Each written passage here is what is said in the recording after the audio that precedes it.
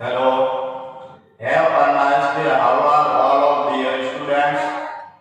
As you know, I taught you last previous class about tense and its definition and types.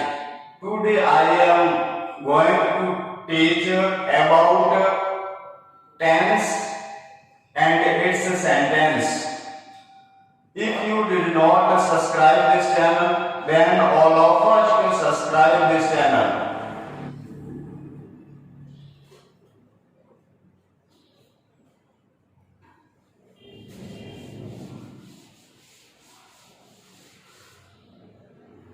अब यहाँ पे लेंगे सबसे पहला सेंटेंस एफर्मेटिव। इस एफर्मेटिव सेंटेंस को कहा जाता है साधारण वाक्य।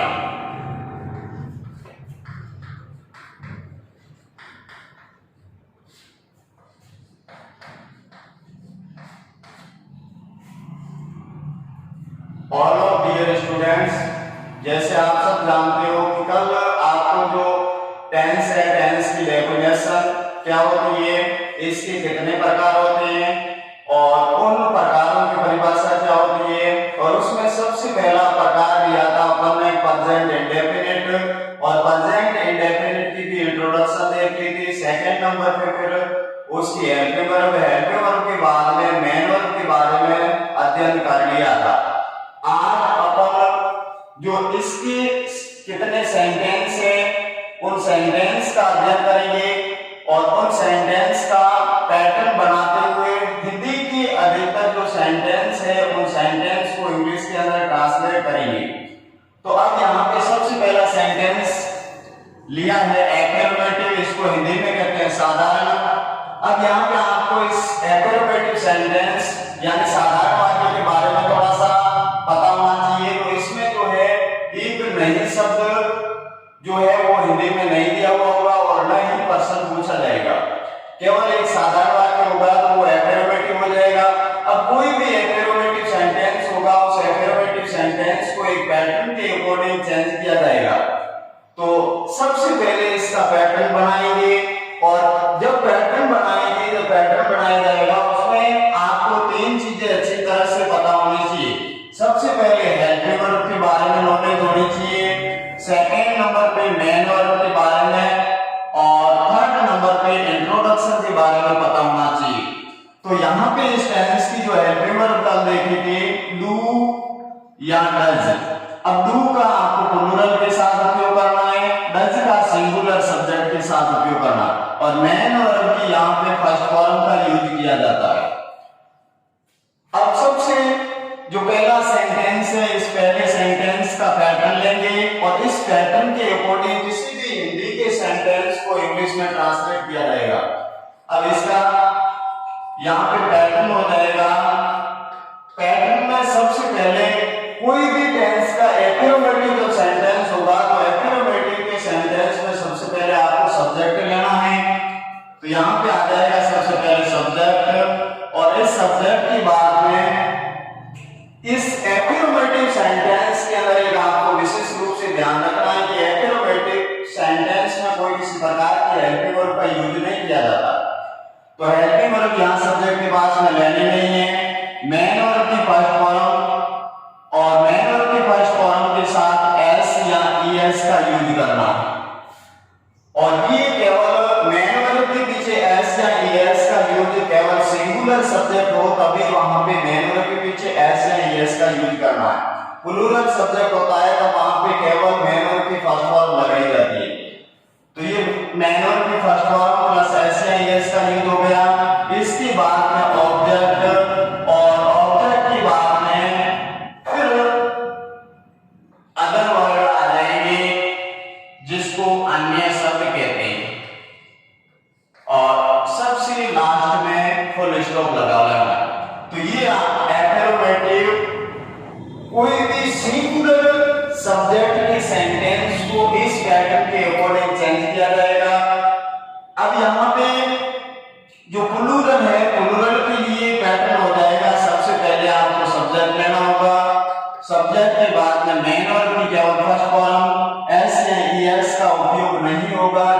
प्लूरल कोई भी सब्जेक्ट होगा तो फिर इसके बाद में ऑब्जेक्ट लग जाएगा और ऑब्जेक्ट के बाद में अदर वर्ड्स आ जाएंगे।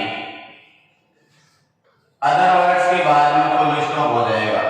तो ये आपको प्लूरल सब्जेक्ट के लिए पैटर्न ध्यान रखना है। जब भी प्लूरल सब्जेक्ट होगा तब वो इस पैटर्न के अकॉर्डिंग सेंटेंस चेंज किया जाएगा इंग्लिश में।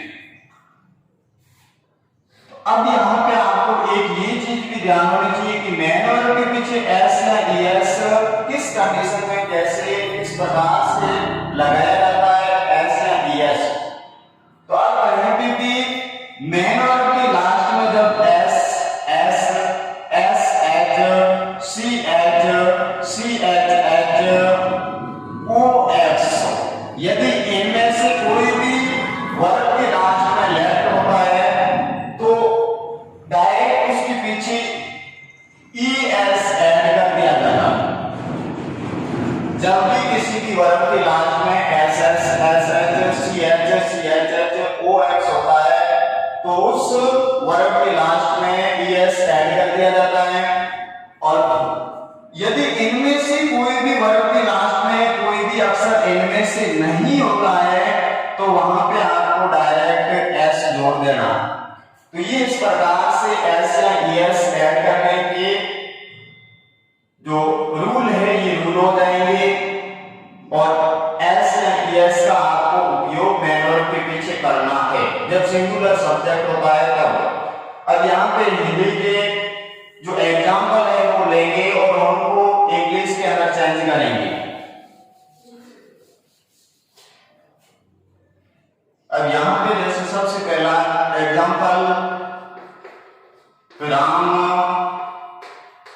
पुस्तक पढ़ता है। अब इसको ट्रांसलेट किया जाएगा तब इसमें सबसे पहले देखना है सब्जेक्ट सिंगुलर है तो यहाँ पे हो जाएगा राम, और राम के बाद में अब हेल्प के वर्ब सब्जेक्ट पास में लेने नहीं है। अब वर्ब है यहाँ पे पढ़ना, इसको रीड लेते हैं। अब इसके पीछे एस लग जाएगा, रीड्स हो जाएगा क्योंकि यहाँ पे सिंगुलर सब्जेक्ट है। और रीड्स के बाद में ये बुक हो जाएगा जिसको पुस्तक कहते हैं। अब नेक्स्ट जैसे वे चाय बनाते हैं। अब इसमें सब्जेक्ट है वो एक प्लूरल सब्जेक्ट है। अब प्लूरल सब्जेक्ट है तो प्लूरल सब्जेक्ट के लिए इस पैटर्न के अकॉर्डिंग सेंटेंस चेंज किया जाएगा। तो इसमें सबसे पहले आ जाएगा वे के लिए दे, फिर इसके बाद मेन वर्ब हो जाएगी बनाना मेक, और मेक के बाद में फिर पी को चाय कहते हैं। तो इस प्रकार से ये सेंटेंस ट्रांसलेट हो जाएगा। अब इस वर्ब के पीछे एस या ईएस का उपयोग नहीं करना है क्योंकि प्लूरल सब्जेक्ट है। इसके बाद में जैसे नेक्स्ट मीना गाना गाती है। अब इसमें सबसे पहले देखना है सब्जेक्ट सिंगुलर है, सिंगुलर सब्जेक्ट होता है तब इस पैटर्न के अकॉर्डिंग चेंज किया जाएगा। अब सबसे पहले आ जाएगा मीना, और मीना के बाद में फिर वर्ब है यहाँ पे गाना, इसको सिंग पीछे एस लग जाएगा सिंग्स, और फिर म्यूजिक को कहते हैं सॉन्ग। नेक्स्ट श्याम विद्यालय जाता है। अब इसमें सिंगुलर सब्जेक्ट है, सबसे पहले श्याम हो जाएगा, श्याम के बाद में वर्ब हो जाएगी गो। अब ओ है लास्ट में लेफ्ट तो इसके अकॉर्डिंग यहाँ पे यस लग जाएगा, गोज टू स्कूल। तो इस प्रकार से ये हिंदी का सेंटेंस इंग्लिश के अंदर चेंज हो जाएगा। तो ये एफर्मेटिव सेंटेंस है। इस एफर्मेटिव पहले जैसे सिंगुलर सब्जेक्ट होता है तो उसके लिए आपको मेन वर्ब के पीछे एस या ईएस का उपयोग करना है, ये चेंज आपको ध्यान रखना है। और जब प्लूरल सब्जेक्ट होता है तो मेन वर्ब की केवल फर्स्ट फॉर्म यूज की जाती है, उसके पीछे कुछ भी नहीं लगाया जाता। तो ये दोनों सिंगुलर और प्लूरल सब्जेक्ट के लिए अलग अलग पैटर्न ध्यान रखने हैं। और एफर्मेटिव सेंटेंस हो जाएगा, इसमें एक अलग से ध्यान रखना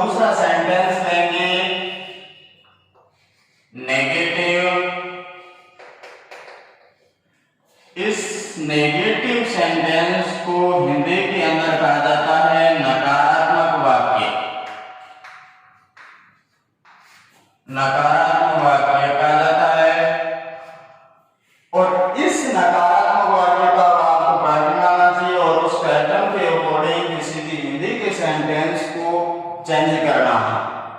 अब यहाँ पे पैटर्न बनाएंगे तो उस पैटर्न के अंदर आपको सबसे पहले जब एफर्मेटिव या नेगेटिव होता है तो उसमें सबसे पहले सब्जेक्ट लगाया जाता है और सब्जेक्ट के बाद में फिर अब सब्जेक्ट के पास में यहाँ पे आपको हेल्पिंग वर्ब का यूज करना है। हेल्पिंग वर्ब का यूज हो जाएगा और हेल्पिंग वर्ब के रूप में इस टेंस में डू या डज का यूज किया जाता है और हेल्पिंग वर्ब के बाद में मेन वर्ब की फर्स्ट फॉर्म आ जाएगी और मेन वर्ब की फर्स्ट फॉर्म के पीछे कुछ नहीं लगा नेगेटिव सेंटेंस में और फिर मेन वर्ब के बाद में ऑब्जेक्ट हो जाएगा, ऑब्जेक्ट के बाद में अदर वर्ड्स हो जाएंगे। अब इस पैटर्न के अनुसार कोई भी हिंदी का सेंटेंस इंग्लिश के अंदर चेंज किया जाएगा। जैसे राम शाम में खेल नहीं खेलता है। अब यहाँ पे नकारात्मक वाक्य हो गया। अब इस नकारात्मक वाक्य को जैसे चेंज करेंगे तो इसमें सबसे पहले करता आ जाएगा राम। अब सिंगुलर करता है, अब सिंगुलर के साथ में आपको सिंगुलर के साथ प्लूरल के साथ में आपको डू हेल्पिंग वर्ब यूज करनी है और सिंगुलर के साथ में डज का यूज किया जाता है। ये लास्ट प्रीवियस क्लास के अंदर भी आपको बता दिया है। तो यहाँ पर सबसे पहले राम आ जाएगा, राम के बाद में हेल्पिंग वर्ब आ जाएगी, सिंगुलर की डज, नॉट हो जाएगा और नॉट के बाद में खेलना, यहाँ पे क्रिया हो जाएगी प्ले और प्ले के बाद में जो खेल है इसको कहेंगे गेम। और फिर ये शाम में कह रहा है तो शाम को कहते हैं अदर वर्ड के अंदर इन द इवनिंग हो जाएगा। तो इस प्रकार से ये सेंटेंस चेंज हो जाएगा। फिर इसके बाद में नेक्स्ट वे पत्र नहीं लिखते हैं। अब इसको चेंज करेंगे तो अब इसमें सबसे पहले कर्ता लिखना होगा, नेगेटिव में भी वे आ जाएगा इस वे के लिए और फिर अब प्लूरल है, सब्जेक्ट प्लूरल है तब इसके ऊपर डू हेल्पिंग वर्ब आ जाएगी और डू के बाद में नॉट और नॉट के बाद में फिर अब यहाँ पे वर्ब आ जाएगी। वर्ब है लिखना, इसको राइट कहते हैं और फिर ये लेटर कह रहा है यानी पत्र। तो ये इस प्रकार से नेगेटिव सेंटेंस बन जाएगा हिंदी से इंग्लिश के अंदर। अब इसके बाद में ये दूसरा सेंटेंस हो गया।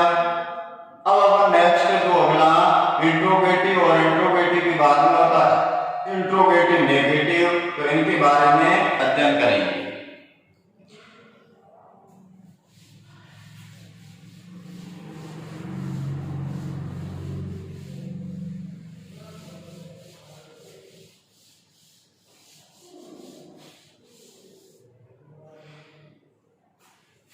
सेंटेंस नंबर 3, तीसरे सेंटेंस को इंट्रोगेटिव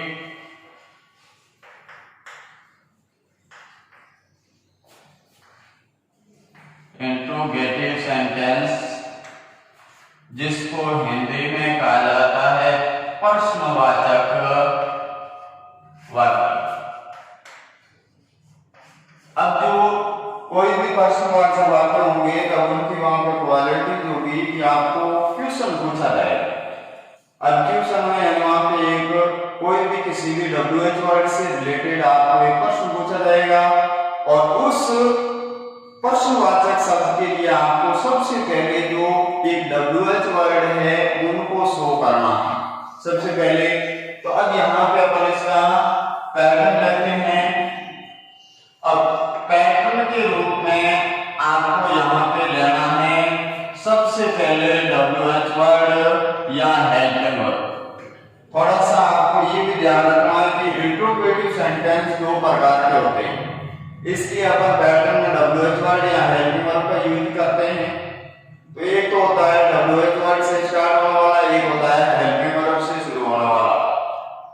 तो यहाँ पे आ जाएगा पैटर्न में WH वर्ड या हेल्पिंग वर्ड और इस हेल्पिंग वर्ड के बाद सब्जेक्ट के बाद में फिर मेन वर्ब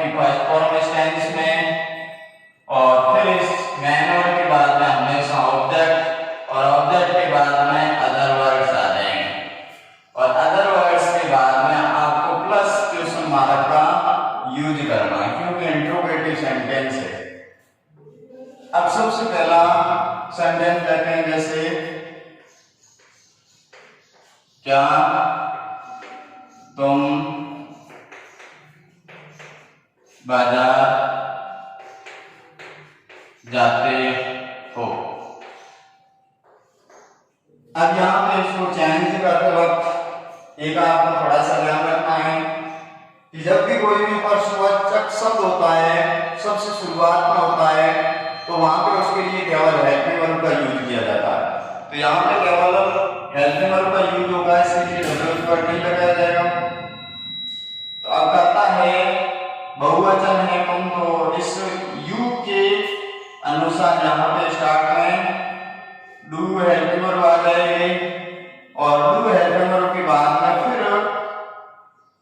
पैटर्न में सब्जेक्ट के बाद में मैन वर्ब नहीं है, तो मैन वर्ब यहाँ पे जाने की बात कर रहा, तो इसको गो कहते हैं और गो के बाद में मार्केट हो जाएगा। ये इस प्रकार से सेंटेंस हिंदी से इंग्लिश में चेंज हो जाएगा। फिर नेक्स्ट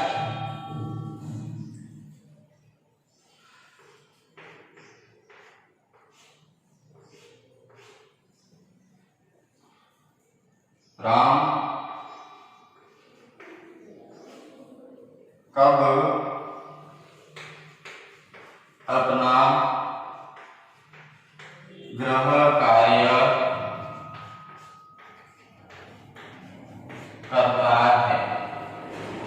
तो इसको चेंज करेंगे। अब यहाँ पे प्रश्नवाचक शब्द इस वाक्य के अंदर आया, तब इसके लिए प्रश्नवाचक शब्द आ जाएगा व्हेन, और व्हेन के बाद में फिर सिंगुलर है सब्जेक्ट का डज हेल्पिंग वर्ब आ जाएगी और डज के बाद में फिर राम हो जाएगा और राम के बाद में वर्ब है यहाँ पे करना, इसको कहते हैं डू, और डू के बाद में ये कर रहा है अपना गृह कार्य, तो इसको कहते हैं इज होमवर्क।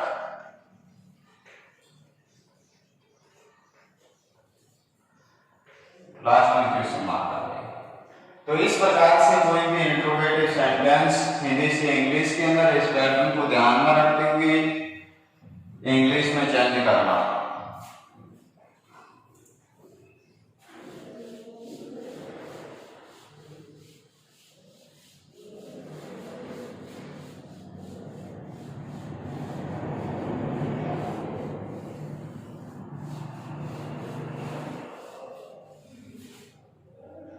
अब चौथे नंबर का नेक्स्ट सेंटेंस हो जाएगा इंट्रोगेटिव नेगेटिव।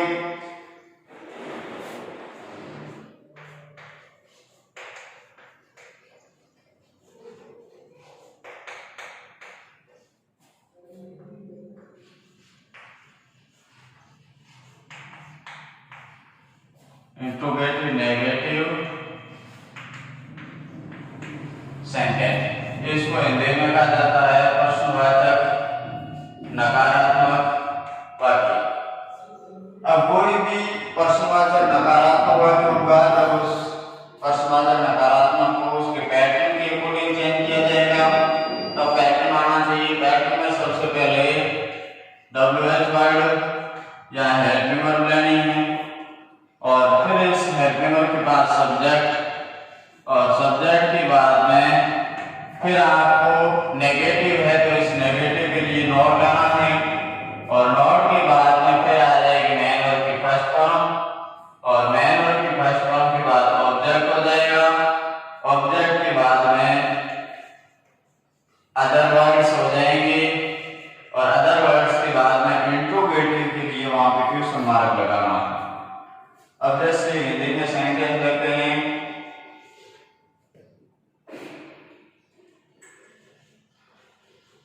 शाम उपन्यास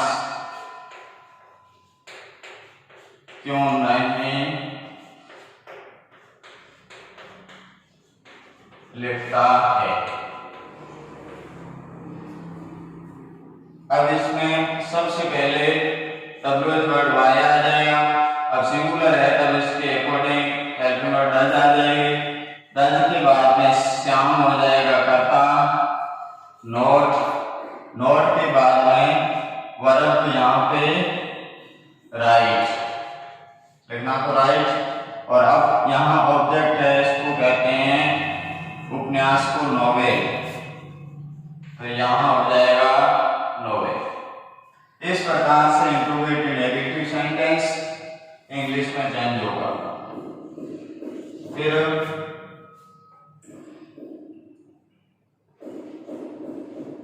वे कब खाना नहीं खाते हैं। अब इसमें चेंज करेंगे तो सबसे पहले प्रश्नवाचक शब्द को पहले लिखना है, तो इसको प्रश्नवाचक शब्द के अंदर कहते हैं व्हेन, WHEN। फिर हेल्पिंग और यहाँ पर बहुवचन करता है तब डू आ जाएगी, और डू के बाद में दे लेना है, और दे के बाद में फिर नेगेटिवली नोट आ जाएगा। और यहाँ पे जो खाने की क्रिया है इसको ईट कहते हैं। फर्स्ट वन ईटिंग, और फिर ये है खाना, भोजन को फूड कहते हैं। तो इस प्रकार से इंट्रोगेटिव सेंटेंस जो है वो हिंदी से इंग्लिश के अंदर चेंज हो जाएगा। तो जो प्रत्येक सेंटेंस है इंपॉर्टेंट ये है कि प्रत्येक जैसे पहला एफर्मेटिव लिया, उसका आपको एफर्मेटिव का पैटर्न बताना चाहिए, फिर उस पैटर्न के अकॉर्डिंग किसी भी हिंदी के सेंटेंस को इंग्लिश में ट्रांसलेट करना। फिर नेक्स्ट नेगेटिव का आपको पैटर्न बताना चाहिए, और फिर नेगेटिव का पैटर्न पता है तो आप हिंदी नकारात्मक वाक्यों को इंग्लिश में चेंज कर सकते हैं। फिर इंट्रोगेटिव का आपको पैटर्न पता होना चाहिए, और इंट्रोगेटिव नेगेटिव का पैटर्न पता होना चाहिए। तो मुख्य रूप से आपको पर सेंटेंस के जो पैटर्न है, इन पैटर्न के बारे में अच्छी तरह से नॉलेज होनी चाहिए। तो इन पैटर्न को प्रत्येक टेंस के अंदर अच्छी तरह से ध्यान में होना चाहिए। यदि आपने इस चैनल को अभी तक सब्सक्राइब नहीं किया है तो सबसे पहले इस चैनल को सब्सक्राइब कर दें, ताकि हर प्रकार का जो न्यू नोटिफिकेशन है वो आपके पास सबसे पहले पहुंचे। तो इसलिए सब्सक्राइब कर दें, और आपके पास में जो नोटिफिकेशन आता है तो वो खुद भी एंजॉय करें, उसका एंजॉय से पढ़ें और अपने आगे फ्रेंड्स को भी शेयर करें। थैंक्स।